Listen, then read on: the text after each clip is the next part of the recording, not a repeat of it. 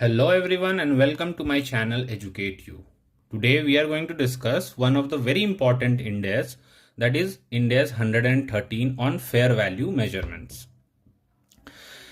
This Ind AS has been made in convergence with IFRS 113. So while reading this Ind AS, we will also cover most of the portion of ASC 820, which is the US GAAP principles.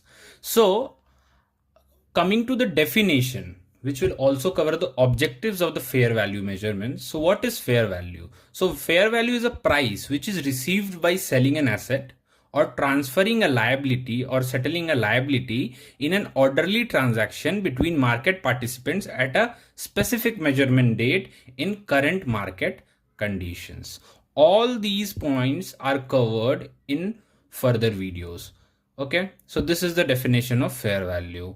When we come to a very important point is we should always consider market based measurement and not the entity specific measurement. What does it mean? It means that when we will value the fair value of an asset or a liability, we will measure it using the market circumstances and not the entity specific circumstances. Coming to a specific point, like when the price is not observable, what will we do, right? What will we do when the price is not directly observable? Okay, so for that, Ind AS 113 has set some valuation techniques which can be used to determine the fair value of a specific asset or liability.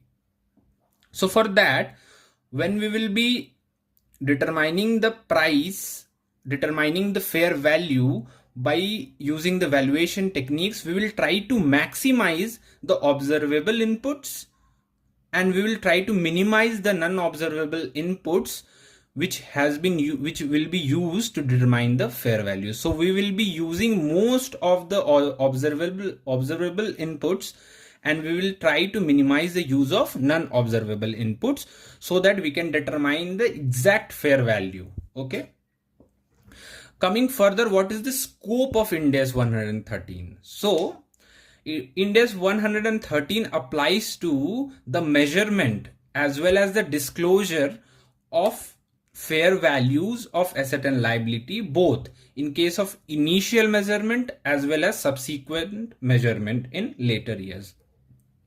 Coming to the exclusions, some Ind AS specifically mentions how to calculate fair value in certain circumstances, such as Ind AS 102 on share-based payment, Ind AS 116 in case of leases, Ind AS 36 in case of impairment of assets, and Ind AS 19 in case of employee benefits. Right? So since these Ind AS specifically focuses on how to calculate fair value in these cases, so these are excluded from 113.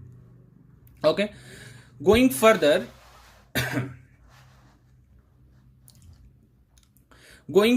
coming to restrictions. Okay, what is restrictions?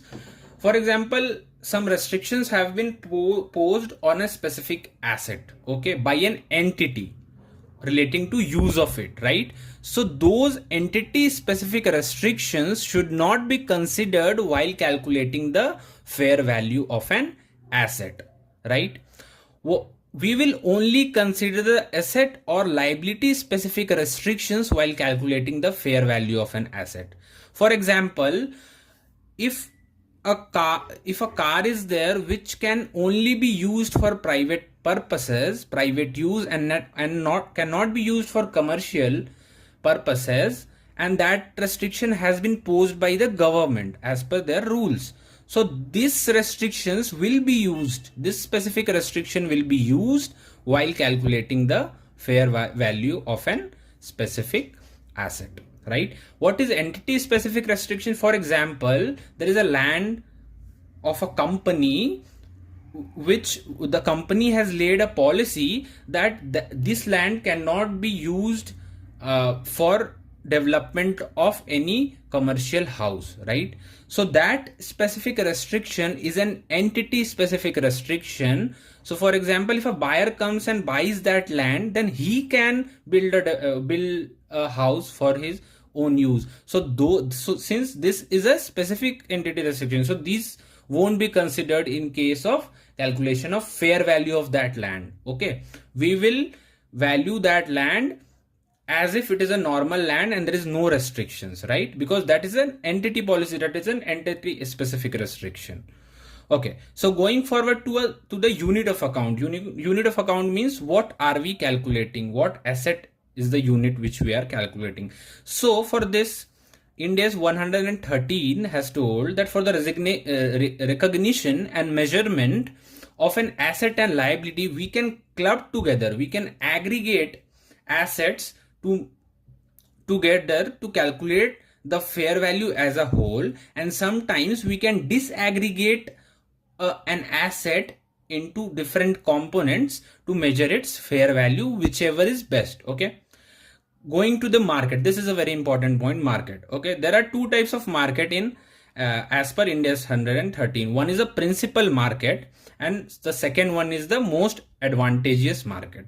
So principal market is the main market, okay, where the goods or asset is normally sold, and it has the highest volume of transaction for those assets in that market, and it is the most liquid market. Okay, so that is the principal market. For example, NSE and BSE or other stock exchanges. In case of shares, okay, in case of trading of shares, so this is called the principal market, where the asset is usually or normally transacted, okay, means sold or purchased. If this principal market is not available in case of that asset, then only we will use the most advantageous market. So we will use the most advantageous market only in case of absence of principal market, right? So this, when the principal market is not available, we will use the most advantageous market, and in that market will maximize the amount of the asset which has been measured, because that is the most advantageous market, right? Where we can sell the asset at the highest price, so that will maximize the amount of the asset, right? So when we will calculate fair value as per the principal market, that will give us the exact price, right? Because that is the market where we are selling the asset normally, right? And so the demand and supply will lead to calculation of exact fair value, right? So when it is not present, there is no principal market for that asset, then we will go to the most advantageous market, where we will use the fair value using that price, right? Coming to the market participants. What are market participants? So market participants are those who are independent and are not related party, right? And if they are related party, then also we can calculate the fair value, but we have to make sure that those transactions are at arm's length price. Okay, going forward to the price, right? How to determine price? So how to determine price? So coming to the determination of price, we while calculating the fair value, we will consider the transportation cost in both the cases, like in the case of principal market also and most advantageous market also. In both the markets, we will deduct the transportation cost from the calculation of fair value. Why we will do so? Because the transportation cost is the cost which has been incurred in bringing the asset from the, for example, from the place to the market, bringing the asset to the current location where we have to sell that asset, right? So that transportation cost will be reduce in case of both principal market and most advantageous market, because in case of both market, we have to bring that asset right to the market to sell it. Coming to the transaction cost is a characteristic of that transaction, okay, and not specifically to the asset and liability. We are going to sell that asset, so we have to bear that transaction cost, okay. So transaction cost will not be considered in case of calculation of fair value in case of principal market. Why? First important thing is that it is very negligible in case of principal market, because we have the highest volume of transaction over there, so the cost of selling is too low, the transaction of cost is too low, okay. So we don't consider it in calculation of fair value, and anyhow any person going to sell that asset in that principal market has to bear that transaction cost, so we don't consider it generally. But in case of most advantageous market, why do we consider this transaction cost? Is because in most advantageous market, the cost of the price at which we are selling is high, right? Because it is the most advantageous market. So the transaction cost will also be high, because there will be agents and all who will take more brokerage to sell that asset at the highest price. So that's why we consider this transaction cost in case of most advantageous market to determine the exact or fair price of that asset, okay. Going further, coming to the fair value of non-financial assets. So what are the non-financial asset? Example is property. A real estate property is a non-financial asset, because that is illiquid, means it takes time to sell it, okay. And one more important point to determine the non-financial asset, it has alternative uses, okay. So this is a non-financial asset. So how do we calculate fair value of non-financial asset? So to calculate its fair value, we have to determine its highest and best use, okay. We have to determine its highest and best use. What is the highest and best use of an asset? Would be its fair value, okay. So while calculating this, we should consider that all the three conditions are satisfied. It is physically possible to sell that asset, okay. It is legally permissible to sell that asset, and it is financially feasible to sell that asset in the given market. And so that is the important point which we will consider while calculating the fair value of a non-financial asset, okay. What will we do if the best possible use is not available? So we will take the current use of the asset, right? Whatever the asset is currently being used, we will consider that in determining the fair value. However, generally we consider the highest and best possible use. For example, there is a land, okay. In that land we can build for example, there was a land in Gujarat where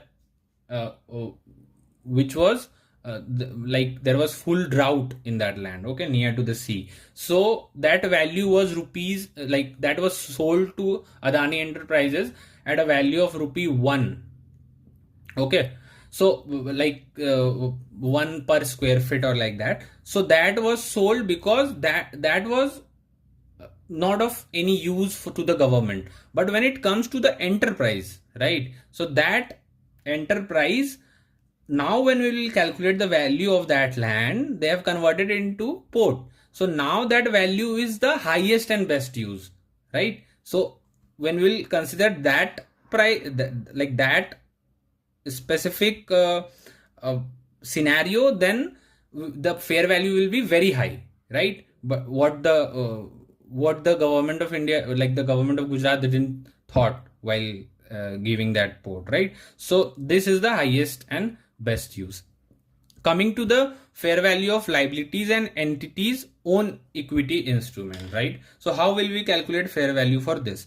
So for this we will consider the quoted price, okay, in the active market. So whenever we are calculating equity oriented instruments or any liability, we will consider the quoted price in the active market, okay. What if the quoted price is not available?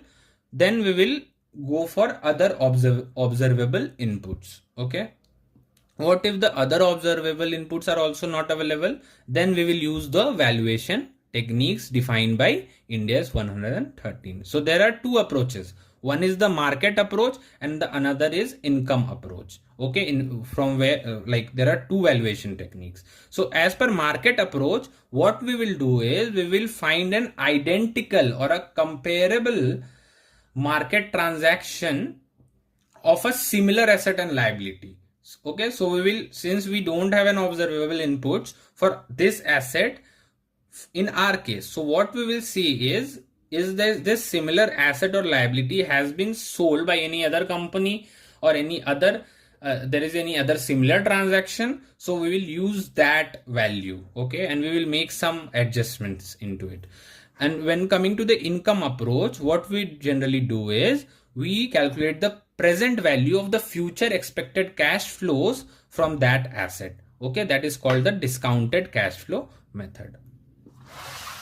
So coming to the last page, so coming to the inputs to the fair valuation techniques. Okay, this is a very important topic in Ind AS 113. So there are three kind. What are inputs? Inputs means the inputs which we use to calculate the fair value. For example, in case of shares, we use the quantity of shares. Okay, we use the current market price. Okay, so these are inputs to the fair value calculation. So there are three kinds of inputs. One is level 1 input, second is level 2 input, and the third is level 3 input. So in case of level 1 inputs, we use the quoted price in active market for that asset and liability. Okay, this quoted price is the most reliable evidence of that fair value of that asset and liability. Okay, for this we can see the principal market as well, or if it is not available, we can see the most advantageous market for that quoted price, right? Coming to level 2 inputs. Okay, so level 2 inputs, this will be used when the asset and liability are not quoted. Okay, they are not quoted in any specific market. So for this, we will use the quoted price of the similar asset and liability in any active or non-active market. Okay, and there are other inputs as well which we use to calculate the fair value in case of level 2 inputs, and that is, for example, interest rates, etc., which can impact the calculation of the fair value in case of level 2 assets, right? Going to level so one very important thing which we need to consider in case of level 2 is this point. Okay, if there are any adjustments, we have to make any adjustments to the quoted price. Okay, because the quoted price does not reflect the fair price of that asset or liability, then those, since we are making some adjustments, right, so that will fall into level 2 valuation technique. Okay, that this will not fall into level 1 since we are making adjustment. If we are taking the exact quoted price from the active market, then it falls in level 1. If we are taking quoted price of similar securities or similar assets and liabilities in any active or non-active market, then that will fall in level 2 securities. And if level 2 will also include if we are taking quoted price of active market and then we are making some adjustments into that quoted price because that is not the fair price, right? For example, a security is traded in NSE and BSE and now it is freezed, right? So that will, if we'll take that quoted price, that won't be an exact fair price, right? So so this will fall in level 2 securities. Coming to level 3 securities, so coming to level 3 valuation technique. So like level 3 input, if we are making any adjustments, right, any adjustments, and we have, and that valuation approach includes some significant unobservable inputs which cannot be determined usually in the active market. If it includes those inputs, then those means those assets fall in level 3 inputs, right? So these are the three levels of inputs while determining the fair value. Coming to the disclosures, what we so this disclosure is more kind of practical thing. So what we do is, when we'll go to the notes of accounts, if we have valued some asset at fair value in the balance sheet, right? So we have to give its bifurcation in the disclosure. Okay, for example, how much we have calculated as per level 1 input, how much we have calculated as per level 2 input, and then level 3 input, and then the total that will tie to the balance sheet, right? So for this, for example, if we have a quoted investment, that we have to show like this, that this is a quoted investment. We'll give the specific asset name over there, and then we will put that amount in level 1 disclosure in the table. If it is an unquoted investment which does not have an observable input, so and we are making like calculating it, so that will go in level 3, right? And similarly, if we have some level 2 inputs for which quoted price is not directly available, we are taking some similar asset and liability in the active and non-active market to calculate its fair value, that will go to level 2, and then we will summarize it and total it. So this is the way we need to, with this table I have just prepared to make you understand that how do we disclose the asset measured at fair value in the notes to account. So this disclosure is necessary. Okay, so thank you. This was a short and summarized video on fair value. We will come up with some new questions. Okay, thanks a lot.